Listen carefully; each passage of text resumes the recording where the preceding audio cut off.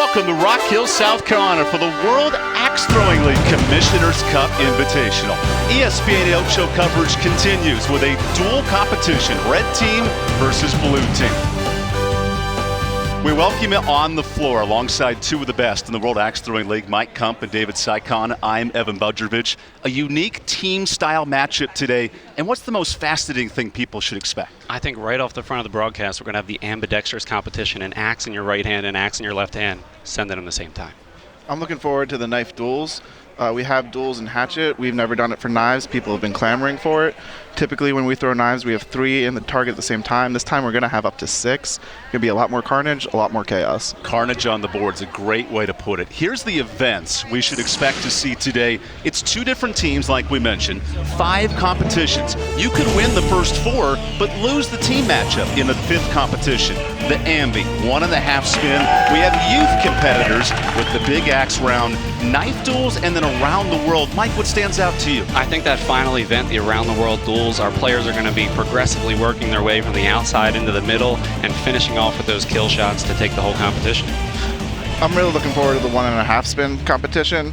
I think that one's the most similar to the normal throw. Basically, you just turn the axe around, take a couple steps back. I think there we're going to see the highest scores we see all day today. Here's the moment you've been waiting for. Let's go through the teams today in the Ambi round. Leading things off, Will Galacko, 1.5 spin, Sean Hout.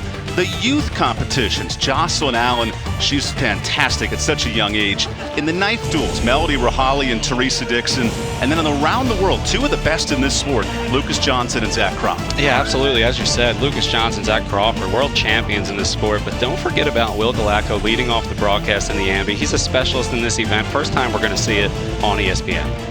Now for the blue team, Mark Mirasol, he's a legend in axe throwing. He'll lead off in the Ambi. Anna Cole, special herself in the 1.5 spin. Emily Dygert, young and talented in the youth big axe. Then in the knife duels, Travis Blank and John Defke, a deadly combination with Mike Philippon and Fran Lopez closing things out. Yeah, I'm really looking forward to see that duo of Travis Blank and John Defke. Travis Blank, arguably the top knife thrower in the WKTL. John Defke, a fantastic hatchet and big axe thrower. I've never seen him throw knives, but I'm expecting great things. National television, ESPN 8 The Ocho. We'll get the competition started when we come back. From Rock Hill, South Carolina, it's the Big Axe World Commissioners League's Invitational, and we'll have it right after this.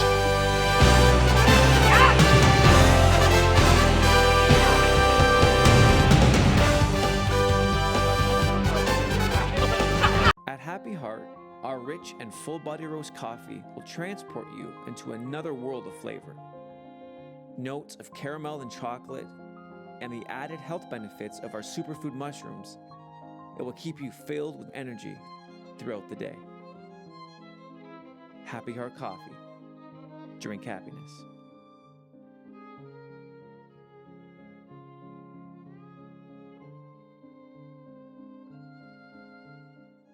Welcome back to Rock Hill, South Carolina, the World Axe Throwing League Commissioner's Cup Invitational. Continuing excellent coverage on ESPN 8 The Ocho Day.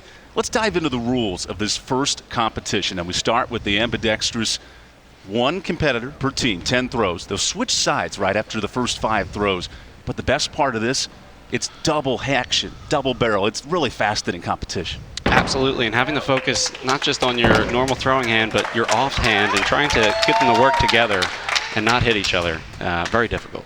Something I struggle with every single time I try to throw it. You think it's hard doing it once. Imagine doing it with 2 axes at one time. And that's what makes this competition so fascinating. 1 point on the line. We'll begin at the top. Will Galacko, 35-year-old from Pennsylvania. He's a marketing specialist, and what better opportunity than on the national stage leading it off for his team. Yeah, Will, throwing out of Angry Jack's axe throwing in the Exton area. I know him pretty well. He's my doubles partner, 2019 world champions in that. And Will looking today to kind of show off his skills.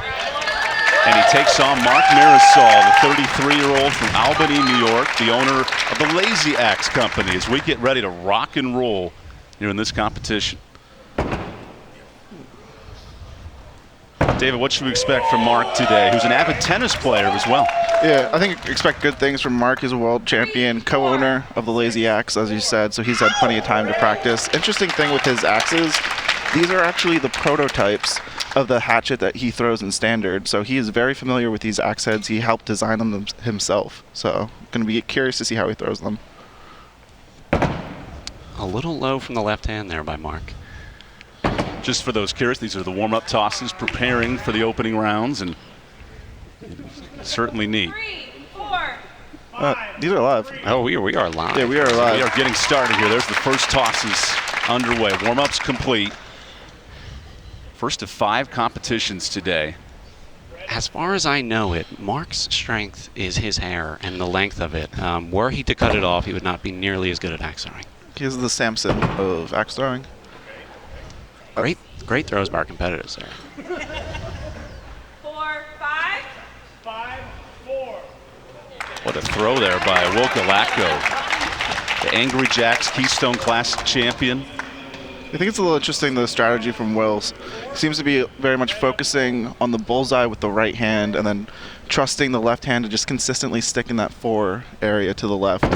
That's one of the strategies you see with ambidextrous throwers, trying not to get too greedy and instead focusing a lot more on 1, making sure you're getting that 5 and 6 every single time, and then trying to be happy with a 9 or a 10, not get greedy, go for the 11 and 12, and kind of score even lower. So here's the team scores on your screen. 10 total throws, including 2 kill shots. Those are the blue dots on the board you see here. And one thing you'll notice, Mark standing still at the line there and tossing. You're going to see Will take 1 small step for him, 1 giant leap for the red team here. I like what you did there with the pun. That's great work. Thank you. Been working on it. 3, 5. 6, 4. Will getting a 6 in there. Throwing a I really 10. thought he snuck that into the 5. There was a first look at our judges, Rachel Rowell and Kyle Rickenbaugh, keeping track of the scores today. Red is up 7. So red with the 7-point lead as they switch sides. We're halfway through this competition. I think Mark just switched hatchets. Switched hands or switched Yes, total he has a 3rd hatchet on the ground. I saw him lean down. I can't tell if he switched or not. He's feeling the heat. strategy. What's the strategy about foot placement? You see Mark a little farther back, Will more forward. How does that help these competitors? So you'll see that Will is taking a step, and what that's going to do is let him use his momentum as he's taking the step to kind of use the body momentum to put power into the axe and not have to use his arms and his hands as much, which is going to kind of give him a flow. Whereas Mark is standing still at the line, hoping to kind of get a more darts type, stand still, not much movement throw. I think it's interesting in just the history of these 2 throwers. Will has been throwing since 2016, and back in that time period, a lot of people did step as their natural throw. Mark Mirasol started in 2018, where really everyone had switched over to a standstill throw, so it's more accurate when you're only on 1 hand. But now that we're throwing with 2 hands, the step actually has a little bit more effect. Down to the final 3 throws in this ambidextrous round. Yeah, Will out to a commanding lead here by 7. Just looking to keep it down the That middle. lead will continue. Another excellent strike. I guess our question here at the end is, will they go for kills in the final throw? I have a feeling that they will, but we'll see. I think they're going to. Knowing Will, he wants to have fun. That's why he throws axes. As you said, Will, the marketing specialist, I think his colleagues at Turner Construction are here watching at their offices, potentially around the country and the world. Ooh, a little crab action there. So what you just saw there, we call it the crab throw, where you're throwing 1 hand regular rotation, the other one underhand rotation. In my mind, that's black magic. It does not work in my brain. I've never successfully stuck 2 axes doing it. And you're one of the best ambidextrous throwers, so that just shows how difficult it is. So let's see if these competitors go for the kill shot here in the final round. Go and kill. Will up by 4. He needs to match whatever Mark does. Mark missed. Okay. So Will's taking this. Will's taking Let's see it, what he but- does. Will for the bonus points. Is he going to go same or separate? Oh! He went for the same kill. So red team takes the first point in this competition. Will Galacko. What a performance. He started out strong and continued to carry it forward to the win. Agreed. You saw him consistent throughout the whole competition, making sure to use his dominant hand and keep that one in the 5 and 6 area, and just hope that his left hand could at least score a 4 there, and worked out for him. So we have the winner of round 1, Will Galacko. Thank you for joining us on this ESPN 8 The OCHO coverage. You came in confident on national television. How'd you calm the nerves today and take care of business? It's throwing. It's fun. It's not about pressure. It's just having a good time and, going from there, just trusting the process. Will, do you think your extensive experience in both golf and disc golf have helped you out today? Yeah. I mean, it's a game of repetition. It's about a swing. It's about a throw. So I could understand that, and then the mentality of just sticking it through the game. Well, we're throwing in a different arena than we're used to. Was there anything you had to change or adjust for or account for in your throwing today? No, just knowing my pace off the line of 4 steps, and that's the basic setup. And then same target. That's the nice of a standardized rule set. Will, the last thing for us, congratulations on the win on the opening point. How does this red team close it out today and win the Commissioner's Cup? Just playing our strategy and winning the games. That's the simplest way to put it, I guess. But I think we have a strong team, and we're going to do well. Representing Bad Birdie today. Great job. Thank you. Fantastic round, and you get the win for your team. So when we come back, we'll continue coverage. Red team with the opening point. We'll come back with the 1.5 spin after this from Rock Hill, South Carolina. World Axe Throwing League Commissioner's Cup Invitational continues next.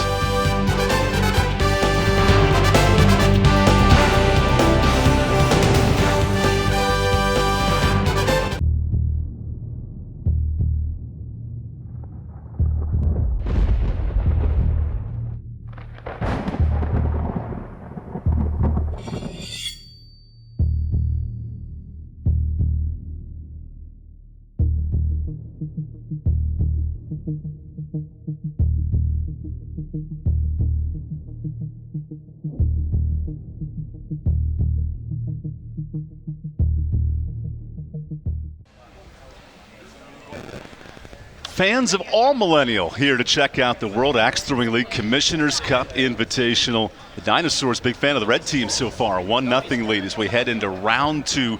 And this may be our most fascinating competition. The 1.5 spin, touting Sean Hout and Anna Cole together.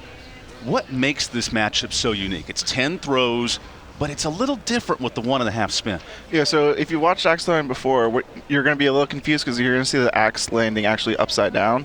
So the reason for that is these competitors, you can see Sean Hout doing it right now, but the blade of the axe is actually going to be facing away from the target and towards the thrower, which means there's going to be an extra half rotation, so the handle is actually going to be sticking up towards the ceiling instead of down towards the floor. And Mike, if these competitors are tied after 10, explain this to me. One round of who sucks less. Yeah, and you're going to hear the crowd chant it if it happens. Who sucks less is the indication of they're going to go for the kill shot, the blue dots in the corner, and if neither of them hits it, the one that is closer to it will be the winner, a.k.a. the one that sucked less. And the red team sporting the 1-point lead. So here's Sean Hout. He's a 21-year-old. The pit boss is his day job, and now he tries to take care of business right here in axe throwing competition. Yeah, Sean Hout starting out throwing in his backyard with his father, John Hout, who actually has been on an ESPN broadcast for duels in the 2020 World Championship.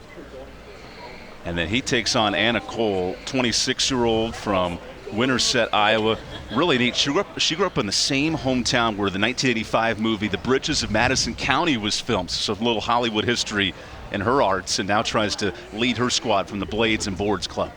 Yeah, Anna Cole, one of the top female throwers in WATL. Actually, probably on the top of my list of people that I want to play the most. I played her and her husband in duels. They are a fantastic, phenomenal duels team. She is a great thrower of herself. I'm really excited to watch these two people throw. And how about that start? There we go. 1.5 spin and immediate control for Anna Cole. Yeah, I was talking to her husband, Manny, at the U.S. Open a couple weeks ago, and he was saying her 1.5 is lights out, no joke. So, and she showed it right there. Yeah, and some of our older viewers. And is that a kill shot for Sean Hout? It is. This is just practice, but they're putting on a show right now. I said I was excited. I'm even more excited right now. How could you not be excited? ESPN 8, the OCHO coverage of World Axe Throwing. Our final practice throw coming up here. Well, this is the practice. I can't wait for the final presentation because these two are putting on some high point totals, at least in practice. I think we're going to get some tapped axes, and let's get going. Yeah, here we go. Both these competitors got into the sport in 2019. Now we're experts 3 years later and looking to put on a show in our second competition. Ooh.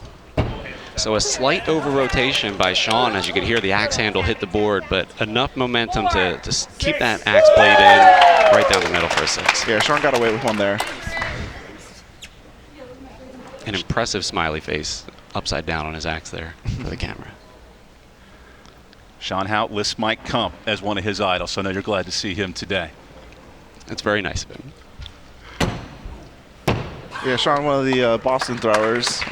Philadelphia, Boston, no matter the sport, there's always a little rivalry there. Back-to-back 6 for Sean Hout. He's off to a great start. It'd be nicer if he listed me as a person that's beaten him before, because last time we played, he gave me the business. What makes this 1.5 so unique? You see the angle here. How difficult is that to land on its target? The thing that you'll see, and you just saw it from Sean, it's going to be getting that consistent rotation and not over-rotating, not hitting that handle too hard so that you drop out of the board. They're going to be further back than normal. They're going to be kind of lofting the axe up there because your blade is going to end up on the bottom, not on the top. Yeah, I think the loft is the key. Typically for hatchet, a lot of people throw a kind of line drive style throw. For 1.5, you're giving it a little bit more air under it. Oh, and that axe did not stick. Yeah, and she threw it a little bit too direct, landed the front of the head, didn't get the blade in the board. Yeah, a little under-rotated. Which gives Sean a commanding lead nearing the halfway point of this second round. Yeah, and for some of our older viewers, they might say, this is not the first time I've seen someone throw a 1.5 hatchet on TV. Ed Ames teaching Johnny Carson way back how to throw an axe, which some people might remember. They had the old cowboy target set up there, and Ed happened to split the cowboy where the sun don't shine. Even in WATL, the first ever duels world championships, Team Basura, Rander Marquez and Julio Romero, they were out of reach on throw 10 in the first set. They went 1.5 kills, and I think they actually hit one. Well, that's great for them. How did the next round end up for them? Sounds like they competed against one of you two, is what I'm hearing. They competed against me and Will Galacco, who you saw earlier in the broadcast, and we took the win that day. Joined by Mike Kump and David Saikon, I'm Evan Budrovich here for our second round of action. And another 6-pointer. Yeah, Sean is really feeling it right now. He's got that 1.5 dialed in. Sean told us coming in, he's yet to do anything noteworthy in this sport in his life. Well, on national television, he's having quite a round. I agree, and I think he's being a little bit humble there. He's one of the best young throwers in the sport. You see him featuring the hand-in-the-pocket style from one of his mentors and teachers, Shane Shep. So each competitor exchanging 4 points, with Sean Hout maintaining his sizable lead of 13. Yeah. He also has the patented arm sleeve that was also popularized by Shane Shep. So you can really see the influence. Shane Shep, older thrower, has been around for a little bit longer, one of the top throwers. Was actually, the 2020 duels, he was the runner-up with Sean's father, J.D. Hout. So. 4. But don't count Anna out of this. I mean, Anna, much experience in sports and has been in 15 musicals.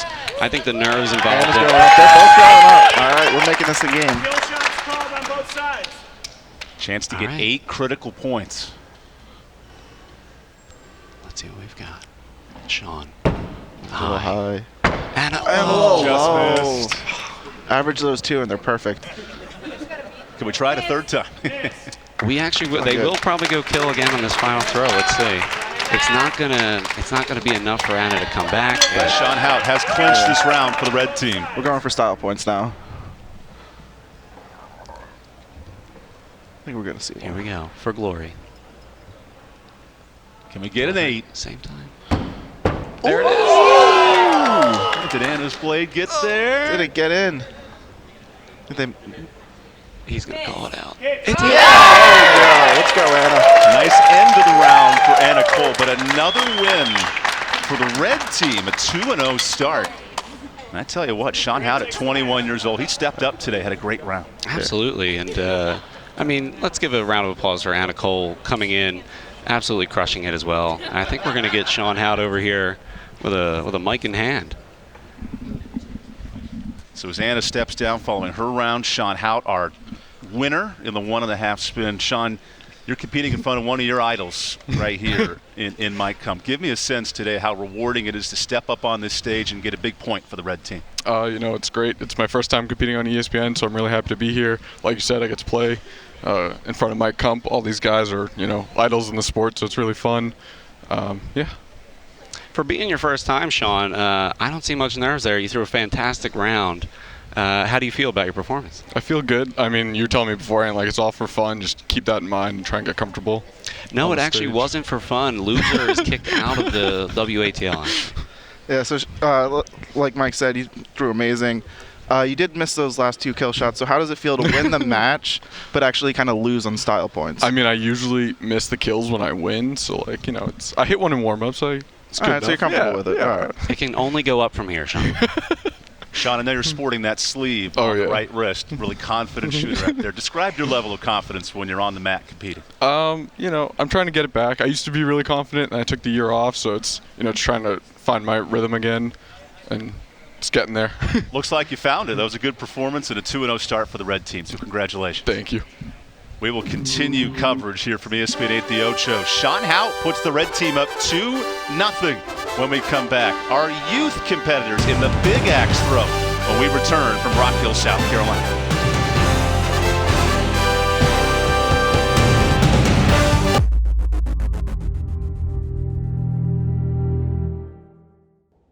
I am an axe thrower. I'm an axe thrower. I'm an axe thrower. I am an axe thrower. I'm an axe thrower. We are axe throwers. I'm an axe thrower. I'm an axe thrower. I'm an axe thrower. You. You can be an axe thrower too.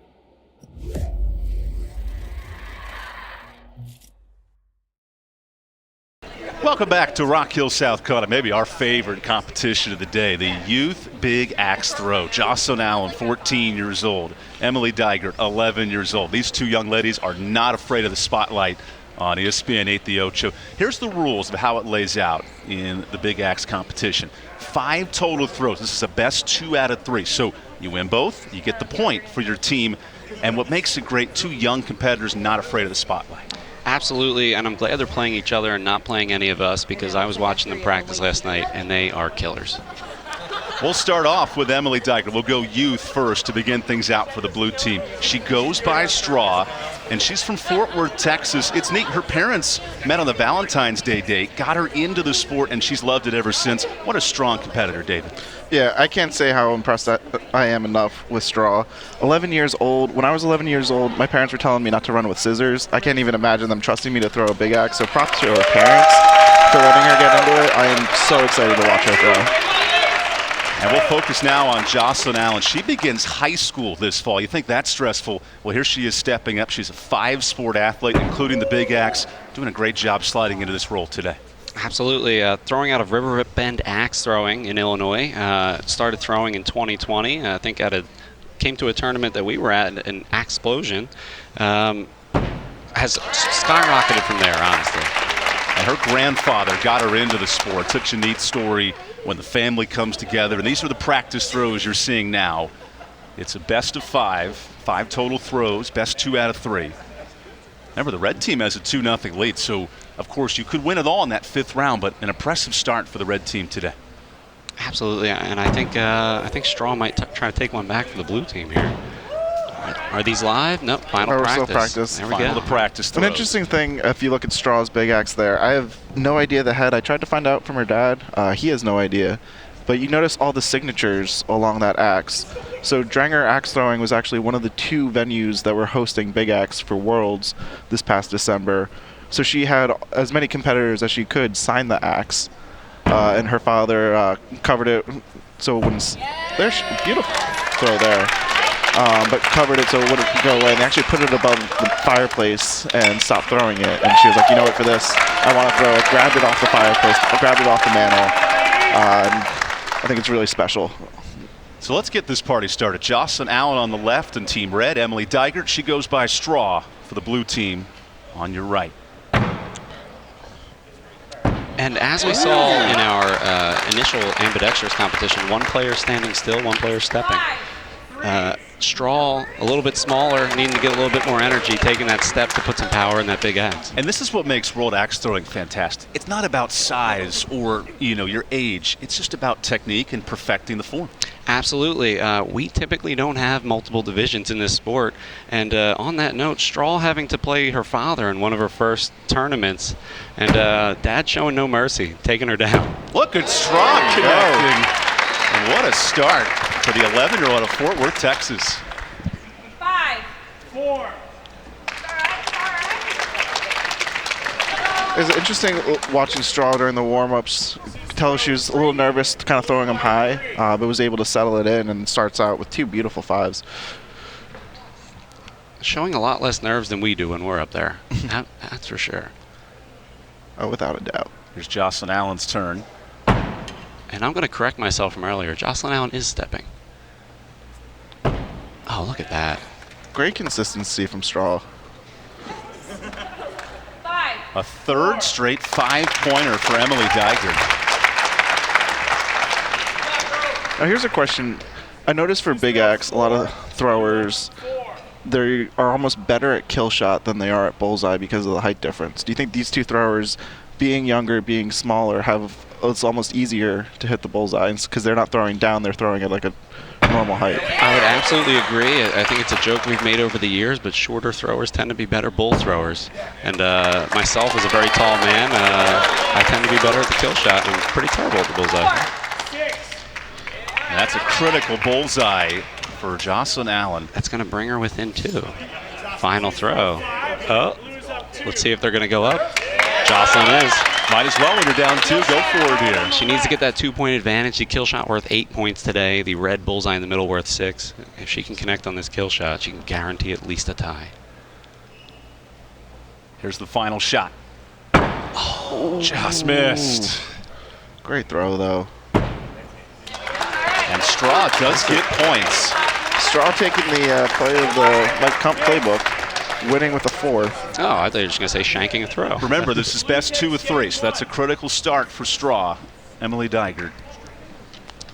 And now Jocelyn Allen gets her chance here in round 2. Yeah, just shake off the nerves, get loose. Might have a Straw's 11 years old. I don't see an ounce of nerves in her as she steps out. Oh, she is cool. She is calm. She just poised all around. And she's wearing a kilt. All right, so that's 1 practice, and we're going to go back into it. Now this round could be big. Loser of this match actually has to quit the sport. That's our running joke on the broadcast today. Joined by Mike Kump and David Sykon, I'm Evan Budrovich. Red team with a 2-point lead. They've won the first 2 events. But here in round 3, that's a great start for Jocelyn Allen. The head turning out just a little bit left there.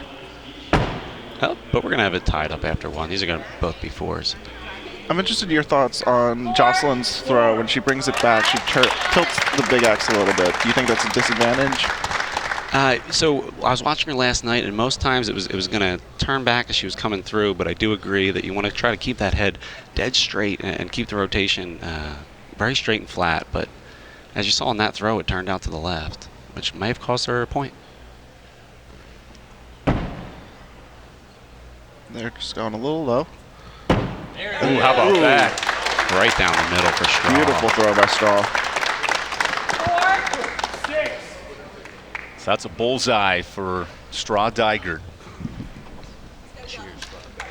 Big 2-point lead. Yeah, and Big Axe, when it's only these 5 throws, not the 10-throw game, any lead is critical and is huge. So she started throwing at 9 years old, right before the start of COVID, February of 2020.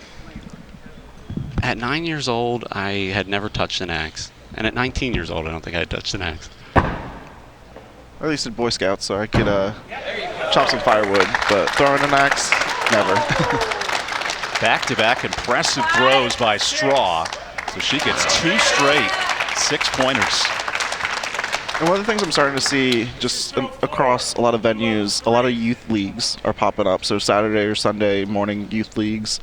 At Angry Jacks, I know they have one. I want to say it's about 20 kids on a regular basis coming in throwing axes. So there's a strong future in this sport for the younger generation coming in, and I'm not looking forward to it. very cool to see. I mean, if I was a kid and you gave me a choice between bowling and axe throwing, I would have chose axe throwing. Both competitors splitting fives as we head to the final round. Of course, the World Axe Throwing League founded in 2017, building popularity over the last 5 years, and this is where young competitors pick up on that energy and momentum and are now They're both going up. Going for big points here in this final throw. And I think we're going to continue to see the youth in the sport and the popularity of it continue to grow. Yeah, Sean had another one, just 21 years old. Jocelyn. All right, we're going to have a victory for the blue team here. Blue team taking a point back. Great hug, two great competitors. They've been hanging out all weekend together. Emily Dygert gets a big point for the blue team. She goes by straw, and she's the straw that stirs the drink for the blue team. First points of the day for the 11-year-old, unafraid of this moment, and she steps. Look at that excitement. She heads over to the microphone. Okay, Straw, so you stepped up for your team. Tell me how excited you are to achieve this moment. I've done this before. It's really nerve-wracking, but also it's really fun to do it. But it's also like great when you are there. I don't see any nerves on your face. How much fun is today for you? It's really fun. I haven't done anything like it before. So Straw, we were talking before the broadcast. Did you happen to play your dad in a tournament before? Yes. How did that go? Everyone booed him, and it was kind of funny, but I lost by 2 points or 1, I think. I'm going to say this confidently. I think the next time you play him, it might go differently. Do you think this is going to make your friends any more intimidated by you, being now a winning axe thrower on TV? I think a little bit, but I think they're all asleep right now. Well, Straw, we're glad you got up early for this. Thank you for joining us, and congrats on getting the point for your blue team. Thank you. That's Emily Straw Dygert. Big point for the blue squad. And the big axe throw, 11 years old, and she looks ready for the moment. So the red team holds on to a 2-1 lead. We'll have more action next with the knife duels when we return. Welcome back to Rock Hill, South Carolina for the World Axe Throwing League Commissioner's Cup Invitational. 3 competitions down, 2 to go. And this is where the team aspect really comes into play. The knife duel round, red versus blue.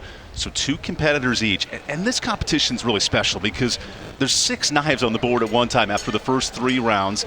Then in rounds 4 and 5, they'll clear the board, compete again. But Mike, this is fascinating because really the red team has that 2-1 lead, and knife throwing is such an odd sport because it's hard to visualize, hard to see. What makes it such a fascinating sport? This event in particular, knives, when you're throwing a single knife, you're going 1, 2, 3, and you're trying not to collide. We're going to have 6 knives in the board at one time at one point in this match. It's going to be madness. Yeah, chaos is a key word in knife throwing competition. Let's dive into the red team first and foremost, and it starts with this duo of Reese Dixon and Melody Rahali, a couple of veterans of this sport, and they'll take on Travis Blank and John Defke.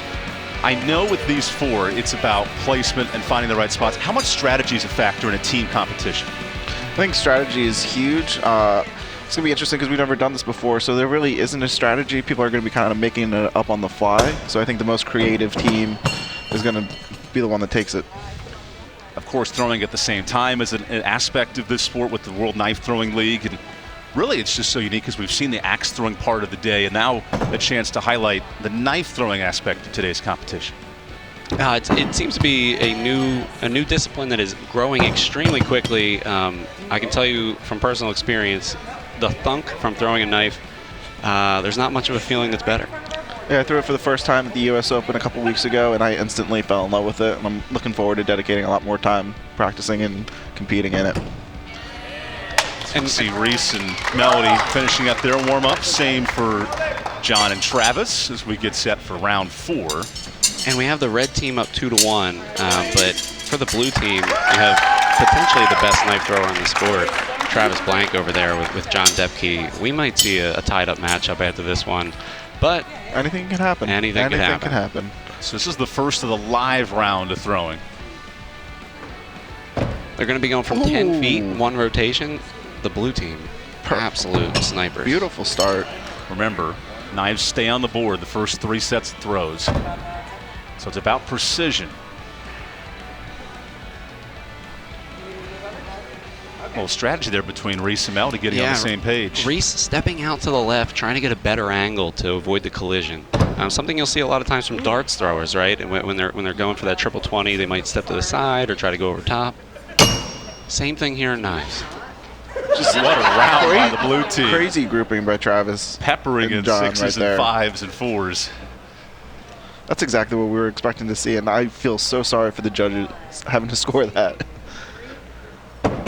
Potentially the most difficult thing in this competition today, our judges having to come back with 6 scores. Here we go. Will they do it? Interesting. Both Reese and Melody there went for a kill shot on one of 2 throws. Yeah, Reese just missed the kill shot.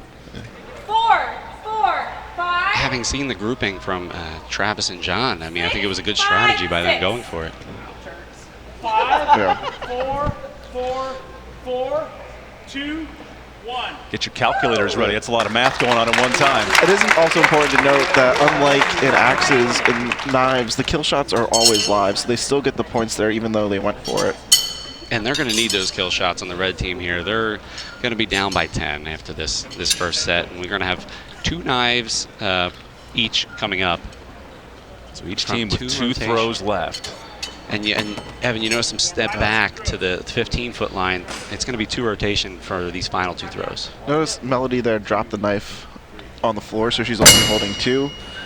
Mistake some people make, I almost made, is you're used to 3 knives, you just threw 3, you kind of throw 3. So smart move there, making sure there's only 2 so you're not tempted. And sparks flying from the blue team on that connection. Looks like 2 5s, but we'll see. This is the final toss. And I think this one maybe out of reach. You're going to go kills. Oh, they went same kill. And they missed it equally terribly. Oh, just a little under-rotated for the red team there. Melody trying to stick it to the board leg, could not. Extremely difficult to step in and kind of feel cold and get up there and feel the flow. And that double rotation distance there, stepping back, just it makes it so much more difficult too. A couple drops, a tough end for the red team. But how about the blue squad tying this matchup 2 wins apiece? An extremely impressive 42 too. That is a great score. With going for kill shots. So really that's a 42 on 4 throws. That's a tremendous score from those 2 competitors. Absolutely. And it looks like we're going to get our winners, the blue team over here. So with that, the blue team has knotted things up. And we're going to be joined by the winning team here in just a second. Oh, but we only have 1 headset. So, John Depke, you're the lucky winner to pick the headset, which is always exciting for us to have you with us. Give us a sense of the challenge of working together with Travis and finding the right spots to attack for your 6 points and really have a great round of 42. This is the first time Knife Duels has ever been on TV. It's the first time I've ever thrown with Travis. And it's the first time I've ever thrown actually with hair. So hang on a second. John, impressive. Oh my God, it wasn't real. I thought since the U.S. Open he had just... Yeah, Travis may not have realized that was fake, but... I'm just glad Travis didn't throw the knife at your hair. I was worried it was just going to come right off. I could have sent that down the lane, but I was just happy to throw with Travis. We're glad to get the score tied up here for blue, and we got a few more events left. We'll see what blue team can do here. John, you mentioned the national TV exposure. What does this day, what does this moment mean for you and these competitors? It's a great chance to showcase axe and knife throwing, get the sport out there. I know it's for the OCHO, and these are not normal events, but it shows what kind of fun the axe throwing and knife throwing community can have, and showcase it on a national audience. Absolutely, and great performance there, John, but having revealed the lack of hair you have, I'm not sure Travis is going to text you back to throw again together. I'm actually going to get one for Travis, so next time we can both do this. Well, thank you guys so much. Congrats on the win, by the way, and sorry about the hair loss. We'll figure all that out later, but we appreciate the time. So, what a fascinating start to this ESPN 8 The OCHO coverage. Who needs the hair? We got a tie game heading into round 5. It all comes down to the Around the World duels when we come back.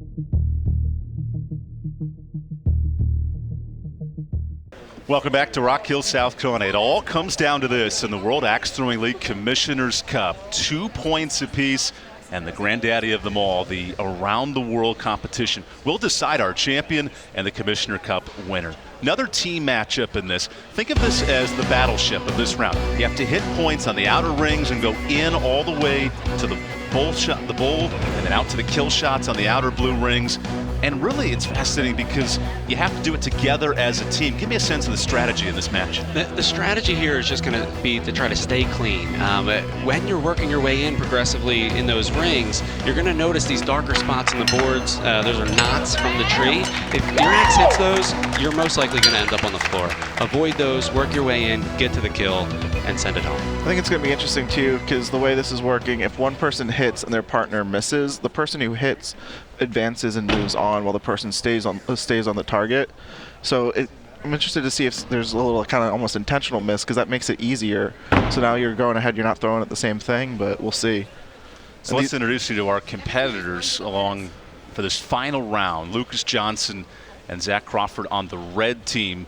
A couple of young, talented dual world champions, and really this could be a chance for the red team to maintain its 2-0 start, try to finish out this win. And what do you guys think of the red team of Lucas Johnson and Zach Crawford? Too many accolades to list out, and you can see in Lucas Johnson's left wrist a little bit of bling there. He's the 2022 WKTL U.S. Open champion, and deciding to remind all of us of it. And Zach Crawford, Zeus, some accolades himself, the 2020 Big Axe World Champion. As for the blue squad, Mike Philibom and Fran Lopez, she goes by the Franimal. They'll need that today for this blue team. She was a 2-time top woman at the Big Axe Worlds in 20 and 21. What makes this blue team special? How can they pull out this matchup today? Well, I think this is interesting because you have Mike Philibom is one of the best throwers in WATL and knives, and then Fran Lopez is just one of the best people in WATL community. So I'm really excited to watch these two people throw. 2 great throwers, 2 great individuals. I think this match is going to be a lot of fun, and I'm glad this one, we're all tied up. Anything can happen. Here we go. 2 points apiece. You win this, and you take home the Commissioner's Cup. And they're going to work their way from the outside in, starting with the 1, the outside circle. Successful for the red team. So the blue squad with the same strategy, and they each touch the 1. Now they go inside the next ring to the 2. Taiwan throw into the match. Interesting thing, too. So last night we all got together, got some practice, got to do some dry runs. Zach Crawford actually was not there. His flight was delayed up until this morning. He landed at 8 o'clock this morning in Charlotte. Got here after the ESPN broadcast had started. So he's had 0 practice, but starts off with a beautiful 1. Let's see how it plays out. And Zeus helps out his teammate, Lucas Johnson, both hitting the 2. Same could be said for Franimal and Philibom. And Philibom hogging most of the 2 there. Your reigning world champion in Hatchet, not leaving his partner much room to spare. This is sort of what we expected early, right? The outer rings easier to hit as we get closer to the bullseye. A little bit tougher for these competitors. The 5 and the 6 is where this match is really going to be a won or lost, is my opinion. I think throwing the 5 is extremely difficult. It's probably harder than hitting the bullseye. And I did a little bit of a warm-up with Lucas last night, and I can tell you the 5 is so hard to hit. I failed many, many times. That's that inner ring right crossover. They crossed. But still it's a good. Stuck. They stuck. Look at that on the right side from Lopez and Philibom.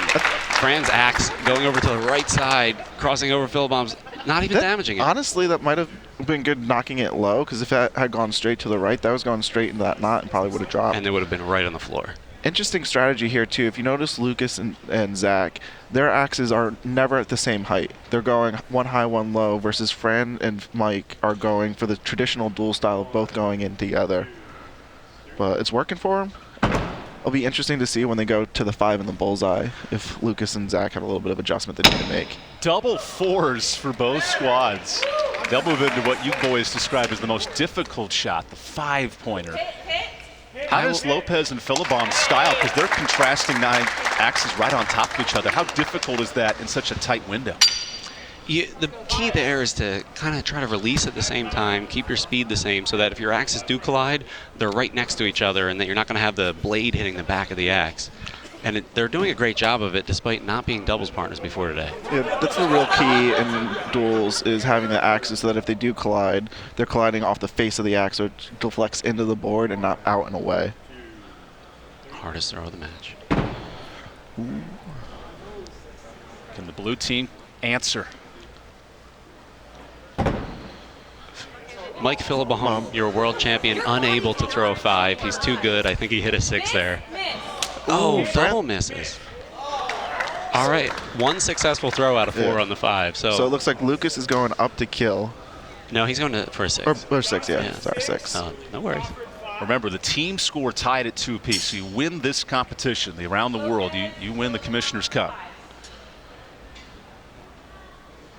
Critical throw here for the blue team. Here's Lucas Johnson on the left. Lucas looks to get the ball. Now the blue team. Can't see where Zach is. I think Fran hit a 5 on the left there. Philibahom throwing a 4. This is going to be a key call for Zeus. Miss, hit. Hit, miss. Oh. So Lucas has cleared the board except the kill shot. And that leaves a whole lot of room for Zach. Meanwhile, Fran will be going for the 6, while Mike is going to go for the 5. They're going to be hugging right up against each other here. This is going to be interesting because right now it doesn't matter what Lucas does. Both players have to finish the target. So Lucas hits this. His axe is just going to stay in the board until Zeus is done, which will give him Zeus an advantage because he'll be throwing solo. And washed up has been Lucas Johnson has shanked that kill shot. He'll have to go again. You can tell he's going for the win. Did Philibahom sneak it in there for the 5-pointer? Let's see the ruling. Oh, I hope I don't play. Lucas never hears this. Oh, no. So we continue. The nerves are riding high. Our players stuck here in the inner rings. I think it's Zach Crawford arriving earlier this morning. Showed up to Rock Hill just in time, and now he tries to help his teammate Lucas Johnson secure the win. He's certainly going to need a wake-up call here. There, Lucas splitting the kill. There we go. And Zach definitely getting that 5. Oh, Mike Philibahom is going to hit another 6, but I think he knocked Fran into the 5, maybe. And that's a terrible because throw. He hit the bullseye. You can't skip around. You have to go 5 and then 6. But unfortunately for him, he was still on the 5. Oh, this is not good for the blue team. Yeah, because that's the rule in duels. If you knock me out of the bowl, like, you need to at least hit it. But here, you need to throw a 5, so he cost his team a point. So Lucas Johnson is done. Now it's up to Zach Crawford. He gets the throw to try to finish out the win for the red team. And Lucas standing right next to him, encouraging him as he's throwing for this bullseye.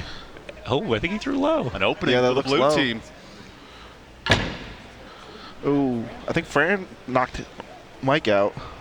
I want to say that Mike is definitely a 5. Hit. It is. That's big. All right, so now this is tied up. No, Fran is going to be going kill, and Mike and Zach both on the bull. You got to think that Fran is going to get this kill in these 2 throws here that she'll have. So Zach Crawford, if he hits the kill shot, the red team wins. Lucas Johnson looking as stoic and bored as ever, having finished quite a few throws ago. Zach with a bull. The huge kill shot. Philibahom needs the match. And he does. There we go, Fran. And with the kill. Fran steps up. Fran, our second competitor to finish. Finishing before the world champions up there, Philibahom and Crawford. So Fran is complete. It comes down to this, 1v1 to decide the champion. Crowd on its feet in Rock Hill, South Carolina. Who will take home the Commissioner's Cup? This is exactly what you wanted.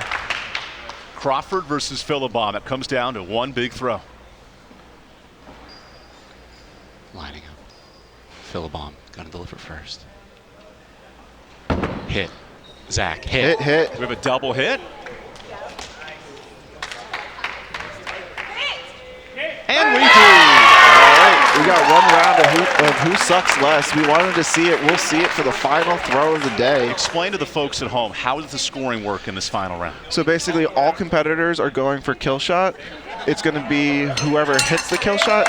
If everyone misses, it's going to be whichever singular axe is closest. If everyone hits, then we're splitting it, and the Commissioner Cup just gets shared with everyone. So we have a bonus round to decide the Commissioner's Cup right here. Red versus blue. It comes down to this. Oh, on the left side, they're going to go same kill. Oh, both outside. Leaves an opening for the blue team. We just need one axe in the blue. Oh, it's Philibom low? I think Philibom's low. I think Lucas and Zeus take it. Who's the closest? They take it. Lucas Johnson and Zeus Crawford secure the Commissioner's Cup with the Selly at the end in bonus round. What a competition.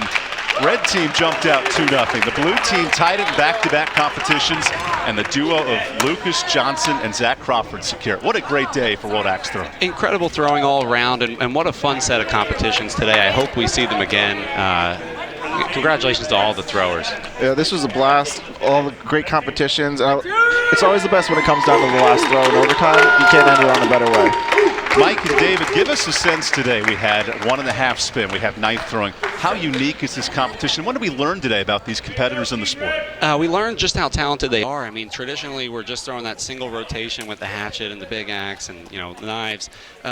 Mixing it up today, doing things that are typically the Saturday night fun party games, showing that they can be real competitions here in the World Axe Throwing League. Yeah, I think that's perfectly said. We're demonstrating the future of this sport. It might not just be single rotations. There's a lot more we can do, a lot more fun that we can have. Competitions aplenty on ESPN 8 The Ocho. It started out with some great axe throwing early. The youth competition was amazing.